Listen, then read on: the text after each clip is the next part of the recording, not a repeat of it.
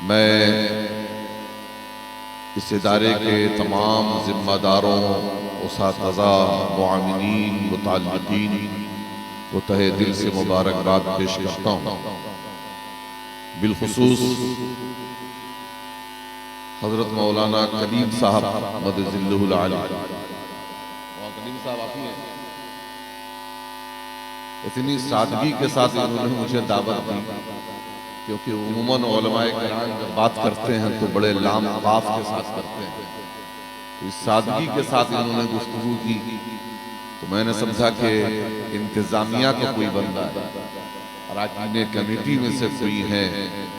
बाद में जब मैंने कुरेदा तो भैया क्या करते हैं, तो कहा मैं पढ़ाता हूँ मदरसे में। मैंने कहा आलिम दीन है, कहा हाँ आलिम दीन है। तो इससे इनके इखलास का और सादगी का भी पता चला। यकीनन इमारतें जो खड़ी होती हैं वो खुलूस के बुनियाद पर खड़ी होती हैं। अल्लाह तबारक व तआला इनका और तमाम जिम्मेदारान का बड़े मुखलिस सरपरस्त मौलाना हाफिज सफदर अली साहब मदजिल्लुहुल आली और दीगर अहबाब हज़रात से मुलाकातें हुई। अल्लाह सबको सलामत रखे। बयानात भी हो चुके हैं, सब कुछ हो चुका है। चंदा अब मेरी तकरीर की जरूरत नहीं है। मैं भी वैसे भी जहां जरूरत होती है वहीं बोलता हूँ, नहीं जरूरत है कोई बात नहीं। अगर आप चाहें और ये हजरात इजाजत दे तो खड़े हो जाए, सलातो सलाम क्या फरमाएगा, कुछ बोल ले, थोड़ी देर बर्दाश्त कर लेंगे। चलिए शुक्रिया, जज़ाकल्लाहु खैरा। जो ख़वातीन जो लोग चले गए, जो औरतें भी चली गई, जो औरतें भी ख़वातीन भी जो बची हुई हैं,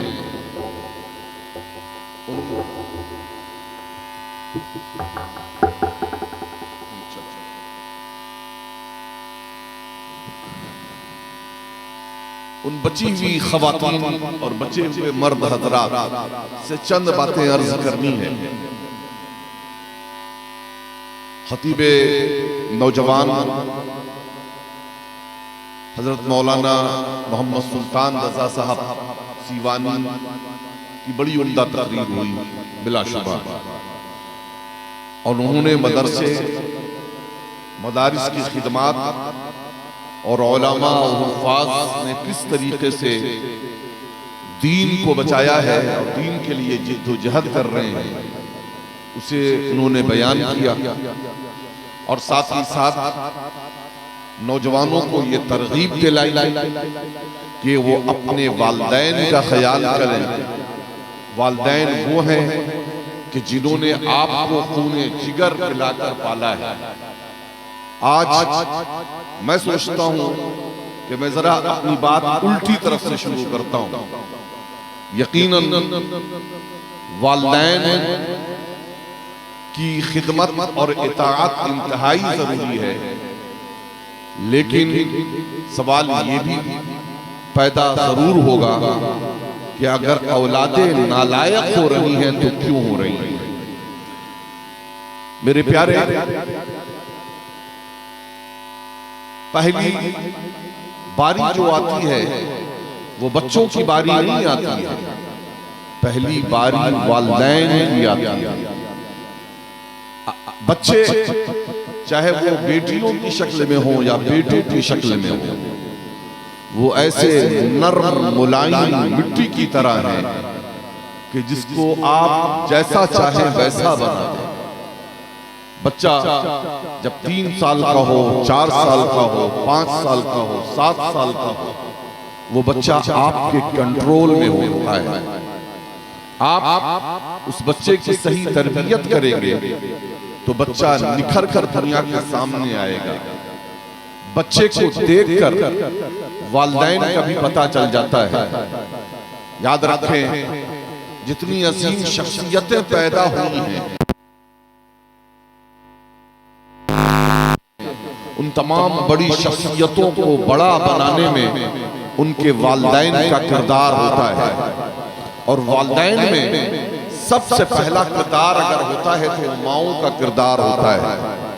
हम गौसुल आजम की बात करते हैं, हम ख्वाजाए खाजगान हिंदल वली अताए रसूल की बात करते हैं, हम ख्वाजा निजामुद्दीन औलिया की बात करते हैं, हम मखदूम जहां की बात करते हैं, हम दीगर सहाबाए किराम की बात करते हैं, उनकी अजमत की बातें करते हैं। लेकिन तारीख की जब आप पन्ने पलटेंगे तो आप देखेंगे कि उन अजीम शख्सियतों को अजीम बनाने में उनकी माओं का बहुत बड़ा किरदार रहा है। एक ये तवील मौजू है और उमूमन खवातीन जहां होती हैं, खवातीन को एड्रेस कम किया जाता है, उनसे मुखातबत कम होती है। उमूमन मैं ये गुफ्तगू करता हूँ ताकि औरतों तक भी दीन पहुंच सके। जिस तरीके से इस भारत में हमें दूसरे दर्जे का शहरी बना दिया गया है, हमने भी अपनी घर की औरतों को दूसरे दर्जे का मुसलमान बना दिया है। औरतों को एहसास कमतरी का शिकार नहीं होना चाहिए, क्योंकि इस्लाम की तामीर और तरक्की में जितना किरदार मर्दों का है उतना ही किरदार औरतों का है। बल्कि बाज़ मामलात में हम ये देखते हैं कि औरतें मर्दों से बाजी मार ले गई हैं।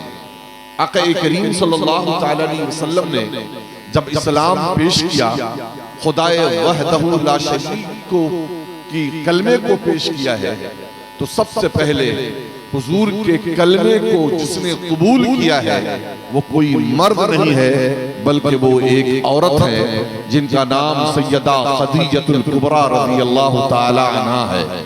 जिनका नाम खदीजा हो, जिनका नाम आयशा हो, जिनका नाम फातिमा हो, जिनका नाम ज़ैनब हो, जिनका नाम उम्मे कुलसूम हो, उन्हें चाहिए कि कम से कम इस नाम के बारे में हम जाने कि खदीजा नाम रखा गया है तो क्यों रखा गया है, खदीजा की तारीख क्या है, खदीजा की कुर्बानी क्या है, कि खदीजा की किताबे जिंदगी के औराक कैसे थे, फातिमा कैसी थी, हजरत उम्मे कुलसूम कैसी थी, ज़ैनब कैसी थी।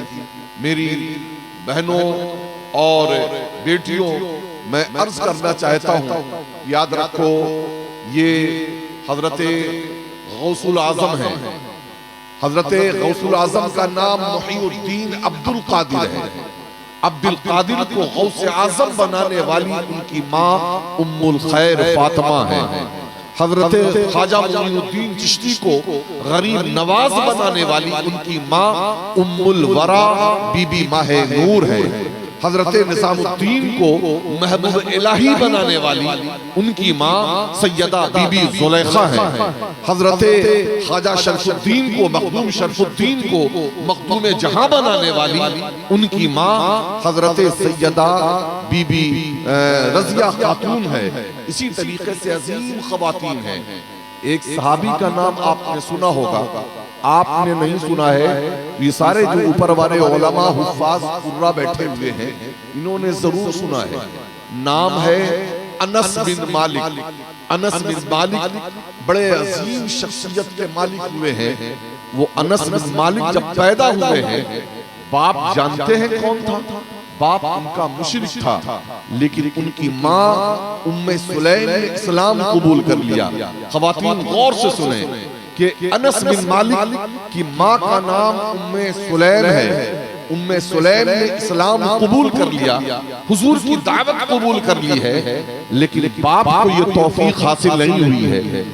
माँ ने अब ये देखा कि मेरा बेटा अब परवान चढ़ रहा है, आहिस्ता आहिस्ता बड़ा हो रहा है, कहीं ऐसा ना हो कि बाप की सोहबत में रहकर ये उसी की तरह काफिर मुशरिक ना हो जाए, ये दीन से बेबहरा ना हो जाए और खुदाए वहदहु ला शरीक को छोड़कर कहीं ऐसा ना हो कि ये लातो मुनात के आगे सजदा करने लगे। चुनांचे माँ ने कहा है कि मैं चाहती हूँ, अपने शौहर से कहा है उम्मे सुलैम ने कि आप या तो इस्लाम कबूल करें या मुझे तलाक दे दें। मैं आपसे तलाक का मुतालबा करती हूँ। शौहर ने इस्लाम कबूल नहीं किया है और हजरत उम्मे सुलैम ने इस्लाम कबूल कर लिया है और फिर बेटे को लेकर अलहदा हो गई हैं।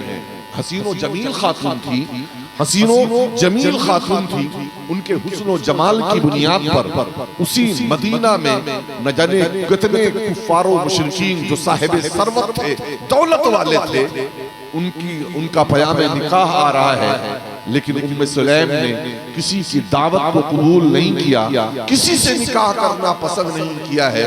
यहाँ तक के हजरत तलहा जब इस्लाम उन्होंने कबूल नहीं किया था, वो भी पैगाम निकाह भेजते हैं। तो आप कहती हैं कि अगर मुझे तलाक ही लेना होता तो मैं मालिक से क्यों तलाक लेती? मालिक में क्या कमी थी?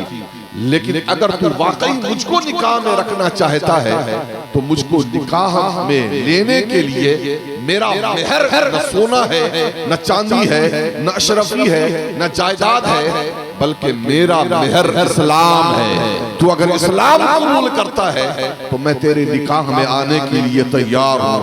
अल्लाहु अकबर। ये हजरत उम्मे सुलैम है। उम्मे सुलैम अपने 8 साल या 10 साल बेटे अनस को लेकर हुजूर अलैहिस्सलातु व तस्लीम की बारगाह में मदीना पहुंची हैं। उस वक्त हुजूर अलैहिस्सलातु व तस्लीम नए हिजरत करके मक्का से मदीना पहुंचे हैं, और मदीना के जितने लोग हैं वो हुजूर की बारगाह में नजराना पेश कर रहे हैं। ये उलमा और मशाइख को नजराना पेश करना ये कोई आज का तरीका नहीं है, बल्कि सदियों से ये सिलसिली चीजें रायज हैं। चुनांचे हुजूर अलैहिस्सलातु व तस्लीम के पास वो नजराने पेश किए जाते और हुजूर अलैहिस्सलातु व तस्लीम जरूरतमंदों तक वो रकम पहुंचा दिया करते, या जैसी जहां पर जरूरत पड़ती हुजूर वहां खर्च कर दिया करते थे। चुनांचे नजराने देने वाले हुजूर की बारगाह में नजराने पेश कर रहे हैं। हजरत उम्मे सुलैम भी अपने 10 साल बेटे अनस को लेकर हुजूर की बारगाह में आती हैं, कहती हैं या रसूल अल्लाह, मैं उम्मे सुलैम हूँ, एक ऐसा तलाकशुदा खातून जिसने अपने शौहर को इस्लाम के लिए छोड़ दिया है।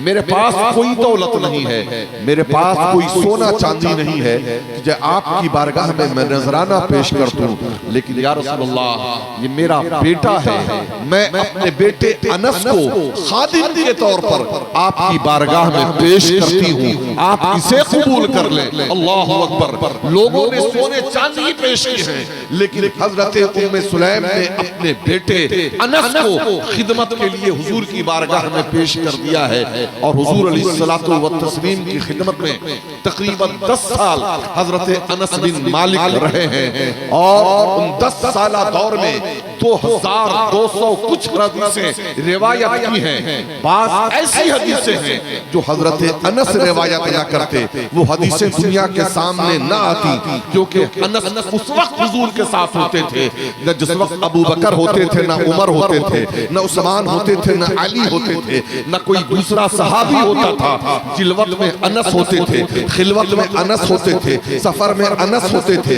हजर में अनस होते थे, हर जगह अनस बिन मालिक हुजूर अलैहिस्सलातु व तस्लीम के साथ रहा करते थे। यही वजह है कि वो अजीम मुहद्दिस बनकर जमाने में इमाम बनकर उभरे हैं और अजीम खिदमत में अंजाम दिया है। मैं कहना चाहता हूँ कि इस लायक बनाने में अगर किरदार है तो किसका किरदार है? मानना पड़ेगा कि माओ का किरदार है। माए आज भी चाह ले तो कोई अबू हुरैरा पैदा हो सकता है, कोई गुलाम अनस पैदा हो सकता है। आज हमारा किबला अव्वल बैतुल मक़दिस यहूदियों के चुंगल में है।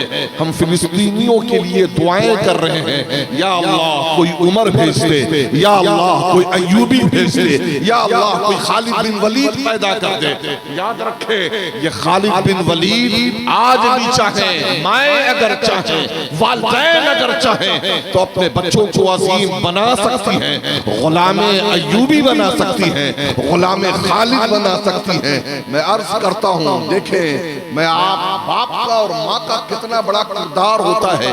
ये सुल्तान सलाहुद्दीन अय्यूबी का नाम आपने सुना है, यकीनन बुजुर्गों ने सुना होगा, बड़ों ने सुना होगा, लेकिन अफसोस हमारे नौजवानों के पास आज वक्त नहीं है कि दीन ज्यादा कुछ सीखें और दीन ज्यादा कुछ समझने की कोशिश करें।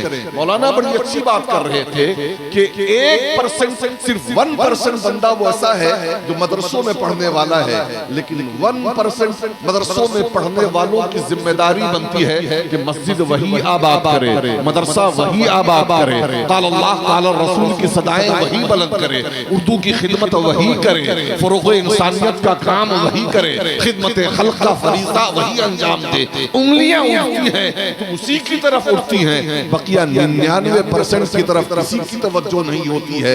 प्यारो सुनो, हमारा हीरो कोई फिल्मों में गाने वाला, नाचने वाला, क्रिकेट स्टार, फुटबॉल खिलाड़ी हमारे हीरो नहीं है। प्यारे याद रखो, हमारे हीरो अगर हैं तो कौन है?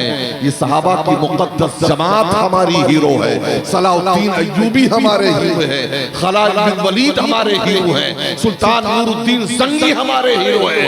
वो अल्लाह के बंदे हमारे हीरो हैं कि जिन्होंने अपना खूने जिगर जलाकर इस्लाम की खिदमत का फरीज़ा अंजाम दिया है। सुनो, मैं बताता हूँ कि सुल्तान सलाहुद्दीन अय्यूबी कौन है। सुल्तान सलाहुद्दीन अय्यूबी इन्होंने बैतुल मक़दिस को आजाद किया, और सुनो ऐसे वैसे जमाने में आजाद नहीं किया, बल्कि उस जमाने में भी मुत्तहिदा ताकत एक तरफ थी। जिस तरीके से आज फिलिस्तीन को खत्म करने के लिए आप देखेंगे तो अमेरिका नजर आता है, इसराइल नजर आता है, जर्मन नजर आता है, फ्रांस नजर आता है, और पूरे यूरोपियन यूनियन नजर आता है, पूरे नेटो बिरादरी नजर आती है। उसी तरीके से सलाहुद्दीन अय्यूबी के मुकाबले में भी पूरी ईसाई दुनिया एक तरफ थी, और ईसाई दुनिया ही नहीं बल्कि जिस तरीके से आज मुसलमानों में गद्दार नजर आ रहे हैं, उसी तरीके से उस दौर में भी मुसलमानों के भेष में गद्दार मौजूद थे जो खुद मुसलमानों के दुश्मन बने हुए थे। मेरे प्यारे, ऐसे जमाने में सुल्तान सलाहुद्दीन अय्यूबी की तरबियत उनके वालिदैन ने की है। सुने, ये सुल्तान सलाहुद्दीन अय्यूबी के बाप का नाम नजमुद्दीन है। 7 फीट के लंबे इंसान थे। आप घर आए, कहीं बाहर निकले हुए थे, घर की तरफ आए तो देखा कि 4-5 साल का उनका बेटा सलाहुद्दीन गली में बच्चों के साथ खेलने में लगा हुआ है।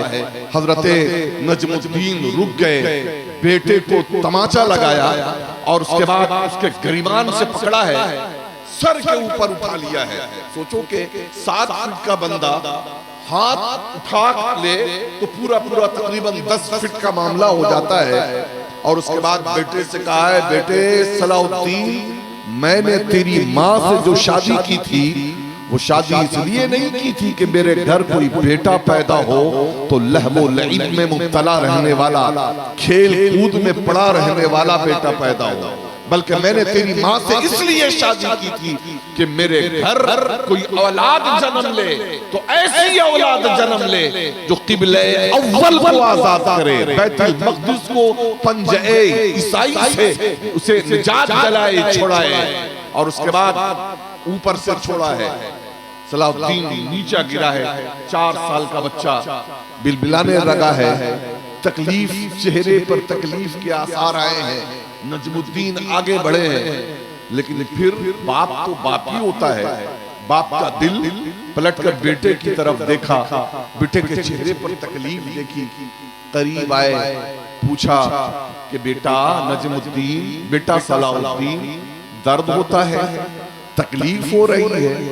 सलाहुद्दीन ने हाँ गर्दन हिलाई, कहा हाँ बाबा जान, तकलीफ हो रही है, दर्द हो रहा है। हजरते बाप ने उनके हजरते नजमुद्दीन ने कहा कि बेटा फिर दर्द पर तू रोया क्यों नहीं, तू कराहा क्यों नहीं, तूने चिल्लाया क्यों नहीं? तू तो क्या ही जबरदस्त जवाब दिया है। तारीख में हजरत सुल्तान सलाहुद्दीन अय्यूबी अभी 4 या 5 साल के हैं, लेकिन सुनहरे हरफों में उनका ये जुमला लिखा हुआ है।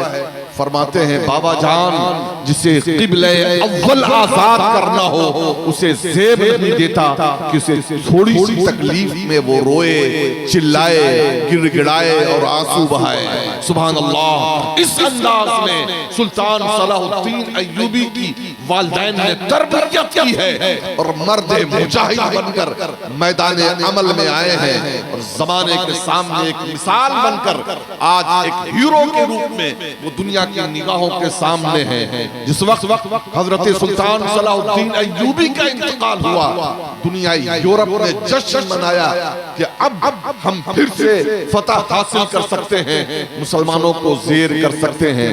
तो मैं अर्ज करना चाहता हूँ कि जिस दौर में हम जी रहे हैं बड़ा नाजुक तरीन दौर है, बड़ा नाजुक तरीन दौर है।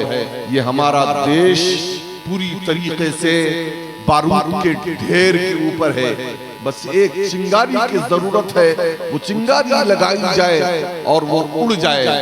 आज इस देश में पूरी तरीके से हर लिहाज से हमें खत्म करने की कोशिश की जा रही है और उसमें एक तरीका ये भी अपनाया जा रहा है कि नाम तो इनका मुसलमानों जैसा हो लेकिन ये मुसलमान अंदर से बाकी ना रह जाएं।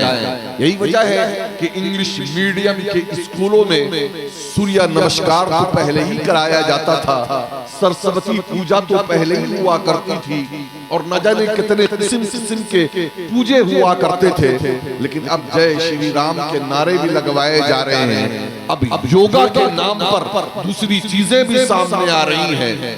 आज पूरी कोशिश हो रही है कि बच्चे मुसलमानों की तो हो, बच्चे बेटियां मुसलमानों की हो, लेकिन उनकी जो फिक्र हो वो मुसलमानों वाली फिक्र नहीं रह जाए, उनका अकीदा मुसलमानों वाला ना रह जाए। आप सोचे कि आज जो लोग अपने बच्चों को चलो आधे घंटे के लिए, 1 घंटे के लिए जो अपने बच्चों को स्कूलों में पढ़ा रहे हैं, अल्लाह ने तौफीक दी अगर है तो हाफिज साहब से मदरसे में किसी मौलाना साहब से आधे 1 घंटे के लिए अगर अरबी पढ़वा भी देते हैं, उर्दू पढ़ा भी देते हैं, तो आप देखेंगे कि कम से कम 8 घंटे 7 से 8 घंटे ऐसे हैं जो स्कूलों में शिर्किया अफ़आल करते हुए, शिर्किया अमाल करते हुए गुजरते हैं। इंग्लिश मीडियम में स्कूलों में पढ़ने वाले बच्चों को जुमे की नमाज का भी मौका नहीं है और बच्चियों के लिए जो ड्रेस कोड है वो भी आप देख रहे हैं कि उनका लिबास कैसा है, वज़ाक़ता कैसी है। तो पूरी तरीके से ईसाईयत कह लें, आप यहूदियत कह लें, आप शिर्क व कुफ्र कह लें, वो पिलाया जा रहा है, बुलाया जा रहा है, दिल में उतारा जा रहा है। ऐसे आलम में अगर हम बेदार नहीं हुए, आप नहीं जागे और अपने बच्चों पर आपने मेहनत नहीं की, तो अल्लाह की कसम आप देखेंगे कि 10 से 12 साल के बाद हाल ये होगा कि आप तो तस्बीह पढ़ते रहेंगे, आप तो नमाज पढ़ते रहेंगे, लेकिन आपके घर में आपके खाकर परवरिश करने वाला जो बच्चा होगा वो बच्चा गैरों की बोली बोलेगा, वो गैरों के तरीके पर चलेगा। इसलिए माओ को भी आज जागने की जरूरत है, आज बाप को भी जागने की जरूरत है कि वो बच्चों पर अपने मेहनत करें। शुरू से इब्तदा से बच्चों को आप सिखाएं कि तौहीद क्या है, अल्लाह एक है, वहदहू ला शरीक है, वो किसी का मोहताज नहीं, उसे किसी ने पैदा नहीं किया और ना वो किसी से पैदा हुआ, कोई उसके हमसर नहीं, कोई उसके बराबर नहीं। अपने बच्चों को अकीदा तौहीद सिखाएं कि हमें सजदा करना है तो अल्लाह को करना है, इबादत करनी है तो अल्लाह की करनी है, क्योंकि अल्लाह के सिवा कोई माबूद नहीं है। वही इज्जत देने वाला है, वही जिल्लत देने वाला है, वही रोजी देने वाला है, वही बर्तर बनाने वाला है, वही कमतर बनाने वाला है। ये अकीदा तौहीद आपको अपने बच्चों की घुट्टियों में पिलाना होगा। अल्लाह की कसम मैं अर्ज करता हूँ कि बच्चे अगर माए आज भी चाह ले, आज भी चाह ले, हाँ कोई गौसे आजम न सही, लेकिन हाँ गुलामे गौसे आजम जरूर पैदा हो सकता है। आज जब बुजुर्गों की कहानियां सुनाई जाती है ना और उनकी तारीख़ जिंदगी को बयान किया जाता है तो बहुत सारे लोग कहते हैं यार क्या कहानियां सुना रहे हो भाई, ये क्या किससे सुनाते हो, ये करामतें कि कोई माँ के पेट से 18 12 का हाफिज हो सकता है, भला कोई दूध पीते हुए वह बच्चा रोजा रख सकता है, ये मुमकिन नहीं है, ये तो कहानियां हैं, ये किस्से हैं। लेकिन मैं यहाँ पर एक बात कहकर अपनी गुफ्तगू खत्म करता हूँ कि मेडिकल साइंस ने भी इस बात को कबूल कर लिया है कि बच्चा जब माँ के पेट में होता है तो माँ चाह ले तो बच्चा उसी तरीके का होगा। आपने देखा होगा कि डॉक्टर्स हामला और जो विलादत जिन खवातीन के घर होने वाली होती है उन्हें ये देते हैं कि खूबसूरत बच्चे की तस्वीर अपने घर में लगाओ और उसे देखती रहो ताकि बच्चा खूबसूरत हो। याद रखें, एक वाकया मुझे याद आ रहा है और ये कहानी नहीं है, ये सच्चा वाकया है। ये एक अंग्रेज मर्द और अंग्रेज औरत का, दो गोरे चुट्टे अंग्रेज मर्द और अंग्रेज औरतों ने शादी की है और शादी के बाद कुछ सालों के बाद उन दोनों के घर एक बच्चा पैदा हुआ है, लेकिन बच्चा काला कलूटा पैदा हो गया, बच्चा काला कलूटा पैदा हो गया। बड़ा ताज्जुब हुआ शौहर को कि मैं गोरा, मेरे साथ पुश्त में कोई भी काला नहीं, मेरी बीवी गोरी, ऊपर से नीचे तक सब गोरे ही गोरे हैं, ये मेरी औलाद काली हुई तो कैसे हुई? शक हुई। अब लेकर डॉक्टर्स के पास पहुंचा है, डीएनए टेस्ट कराया, डीएनए टेस्ट में निकला तेरा ही बच्चा है। अब फिर भी शक है कि खत्म होने का नाम नहीं लेता। एक जो माहिर नफ्सियात के पास वो पहुंचा है, माहिर नफ्सियात ने औरत को बुलाया था, अपनी बीवी को जरा बुलाओ। उसकी बीवी सामने बैठी, बीवी से पूछा कि जरा बताओ तो सही कि जब तुम हालत हमल में थी, बच्चा तुम्हारे पेट में था, तो तुम्हारा अमल क्या था, करती क्या थी, जाती कहाँ थी, खाती क्या थी?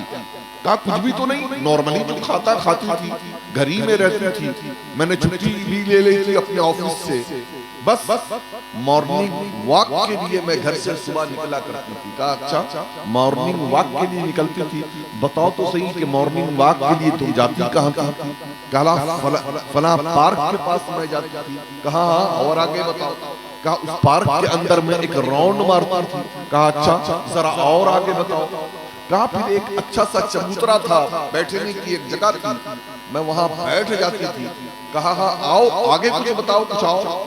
कहा हाँ एक वहां पत्थर का काला मुजस्समा लगा हुआ था, बड़ा ही खूबसूरत काला मुजस्समा लगा हुआ था। मैं अपनी जगह पर सीट पर बैठकर उस काले मुजस्समे को तकती रहती थी। डॉक्टर ने कहा बस तेरा मसला हल हो गया, बच्चा पेट में था, तूने अपनी इन आंखों से उस काले मुजस्समे को, स्टैचू को तका है तो आंख के रास्ते उसका कालापन तेरे पेट में सरायत कर गया है, इसीलिए तेरे पेट से बच्चा काला पैदा हुआ है। नतीजा हमें भी यही से निकला है कि जब बच्चा पेट में हो, किसी काले स्टैचू को तका जाए तो बच्चा काला होगा, गोरे शख्स को देखा जाए बच्चा गोरा हो, यूं ही बच्चा पेट में हो तो कुरान की तिलावत की जाए तो बच्चा हाफिज कुरान पैदा हो सकता है। बच्चा पेट में हो, माए नमाज पढ़े, बच्चा वली अल्लाह पैदा हो सकता है। बच्चा पेट में हो, माँ कुरान की तिलावत करे, तस्बीह पढ़ती रहे, जिक्र व अस्कार करे, अच्छी बातें सुने, अच्छी बातें करे तो बच्चा वक्त का गाजी हो सकता है, बच्चा नेकोकार हो सकता है, बच्चा मर्द मोमिन हो सकता है। अल्लाह की कसम आज भी माएं अगर चाह ले, कम से कम प्रैक्टिस करके, आप प्रैक्टिकल करके देखें कि 9 महीने तक चलो पहले जो जिंदगी थी लेकिन अब मेरे पेट में बच्चा आ गया है, मैं माँ बनने वाली हूँ और उस बच्चे को अजीम बनाना है। सिर्फ गौसे आजम की नियाज नहीं दिलानी है, बल्कि अपने बच्चे को गौसे आजम के नक्शे कदम पर भी चलाना है। सिर्फ गरीब नवाज का फातिहा नहीं दिलाना है और छठी शरीफ नहीं करनी है, बल्कि वाकई बच्चों के दिलो दिमाग में उनकी गुलामी का पट्टा पर्दा भी डालना है। चुनांचे ये तय कर लें आप इंशाअल्लाह तबारक व तआला। पहले नमाज न पढ़ती थी, लेकिन अब मैं नमाज पढ़ा करूंगी, अब मैं कुरान की तिलावत किया करूंगी, अब मैं तस्बीह व तहलील किया करूंगी इंशाअल्लाह तबारक व तआला। फिर जो बच्चा पैदा होगा वो बच्चा ऐसा होगा कि मोहल्ले वाले उस बच्चे की मिसालें देंगे, पड़ोसी उस बच्चे की मिसालें देंगे। लोग आपसे आकर पूछेंगे कि बच्चा तुम्हारा इतना प्यारा कैसा हुआ, इतना तकवा सियार कैसा हो गया है, इतना नेक कैसा हो गया है, इतना सालिह कैसा हो गया है। तो ये जिम्मेदारी खवातीन की बनती है और बाप की बनती है। और सुने इंशाअल्लाह, आपने अपने बच्चों का हक अदा किया तो बच्चे भी आपका हक अदा करेंगे। आपने बच्चों का हक अदा नहीं किया और सोचे कि बच्चे आपका हक अदा करने, ये मुमकिन नहीं है। मुझे एक वाकया याद आ रहा है, मैं समझता हूँ कि इससे नतीजा निकल जाएगा।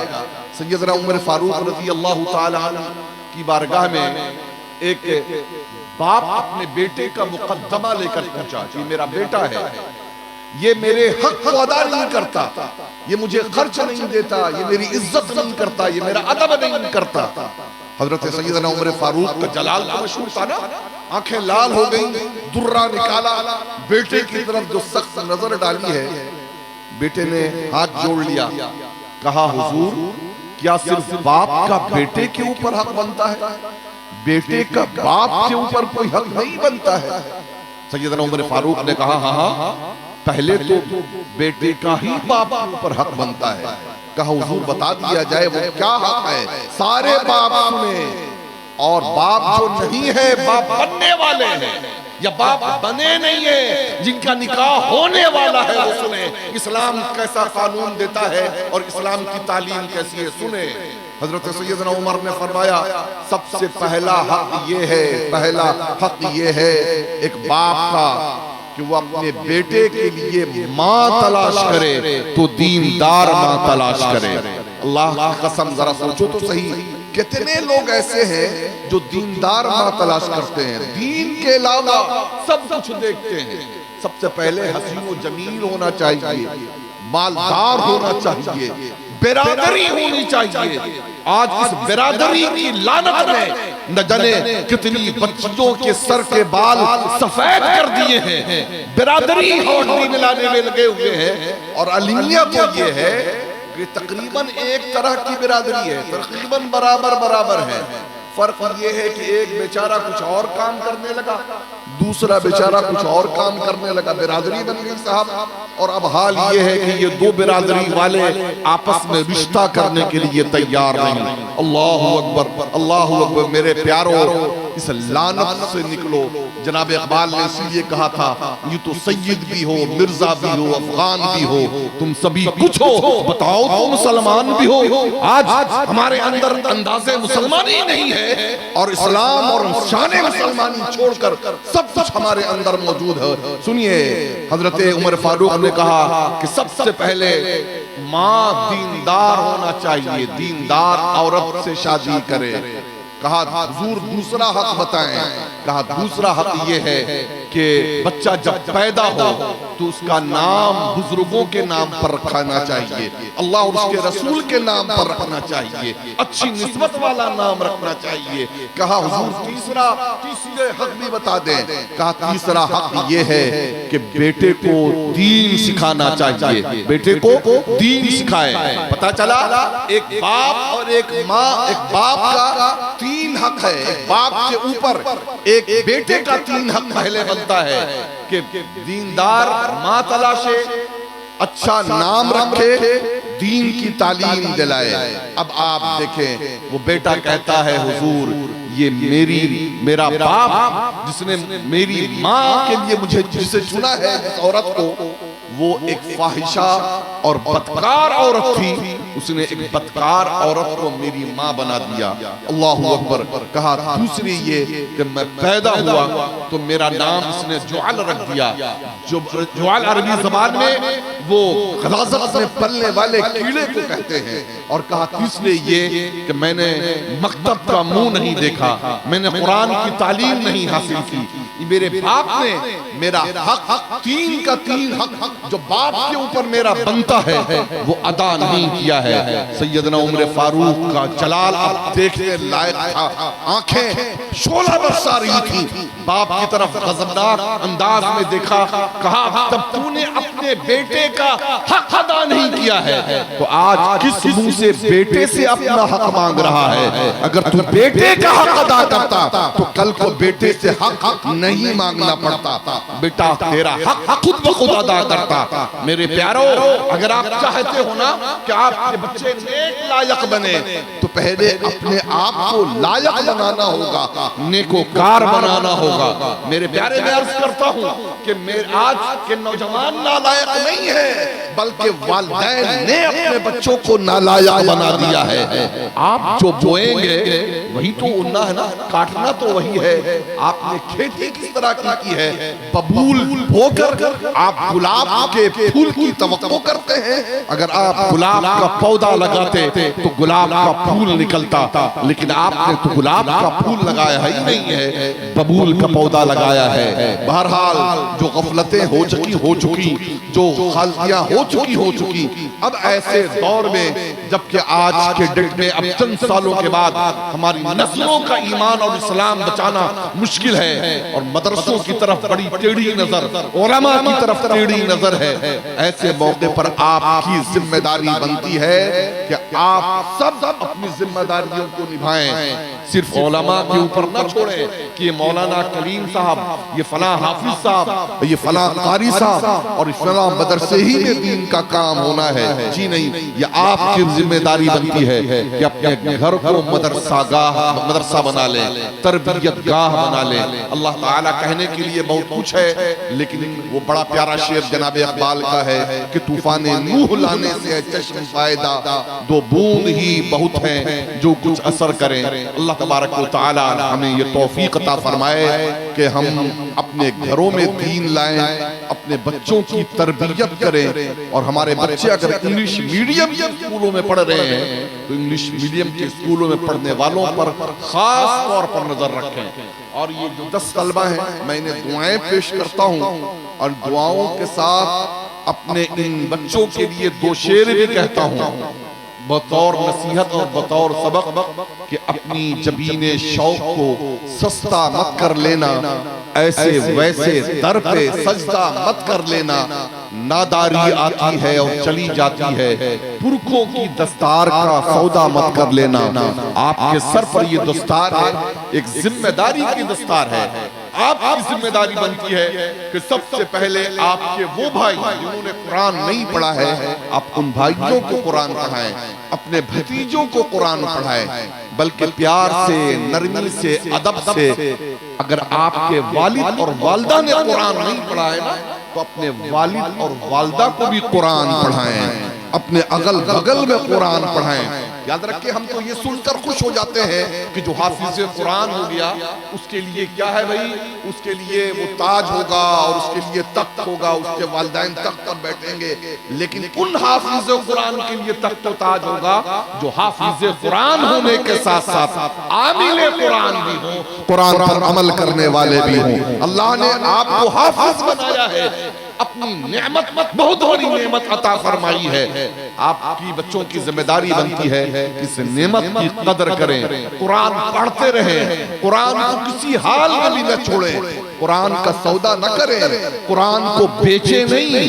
तरावी आप सिर्फ नजराने देखकर न पढ़ाएं, बल्कि कुरान की तरावी पढ़ानी है। नजराना मिले न मिले, मिल जाए तो सुभान अल्लाह, न मिले तो सुभान अल्लाह। कुरान को याद रखना, सीने में महफूज रखना हमारी जिम्मेदारी है। हमने आखिरत का सौदा किया है, हमने दुनिया का सौदा नहीं किया है। ये कुरान ऐसी नेमत है कि जिसका बदला हमें दुनिया में नहीं हासिल करना है, हासिल करना है तो अल्लाह के हुजूर हासिल करना है। अल्लाह तबारक व तआला हम सबको कहने सुनने वाला से ज्यादा अमल करने वाला बना दे। अजीजान मोहतरम, अभी मैंने भी अर्ज किया है और ये भी अर्ज किया है कि दो चीजें तबलीग के लिए, दावत दीन के लिए दो चीजें बहुत अहम होती हैं। अल्हम्दुलिल्लाह लिखना भी जानता हूँ, थोड़ा बहुत टूटे फूटे अंदाज में बोलना भी जानता हूँ, जो कुछ हो सकता है अपने तौर पर खिदमत दीन की कोशिश भी करता हूँ। ये हमारी खानकाह और हमारा इदारा जो बिहार शरीफ में चलता है, वहां से ये दीनी रिसाला निकलता है। ये जामे शहूद 30 रुपए जिसका हदिया है, याद रखें ये बिजनेस नहीं है, ये सौदा नहीं है। अल्हम्दुलिल्लाह हर माह हम लोग अपने जेबे खास से खर्च करके इसको जिंदा रखने की कोशिश करते हैं, ताकि इसके जरिया दीन की खिदमत हो, सुन्नियत की खिदमत हो, बुजुर्गों के अकवाल और फरामीन दुनिया के सामने पहुंचे, उर्दू जबान जिंदा रहे। बड़ी अच्छी बात मौलाना ने कही थी कि मुशायरा के नाम पर हजारों लाखों रुपए खर्च किए जाते हैं और उन लोगों को बुलाया जाता है कि जिन्होंने बस तरन्नुम के जरिया जो वाहवाही हासिल करते हैं, कि जिन्होंने किसी एक को भी उर्दू पढ़ना लिखना नहीं सिखाया होगा, लेकिन ये दीनी इदारे हैं, उलमा हैं, जो किसी न किसी तरीके से जिद्दोजहद कर रहे हैं, रिसालों के जरिया, तकरीरों के जरिया पढ़ा करके कि उर्दू जबान जिंदा रहे। तो उर्दू जबान को जिंदा रखने के लिए, दीन सुन्नियत के फरोग के लिए और बुजुर्गों के मसलक व मिशन को आगे बढ़ाने के लिए रिसाला है।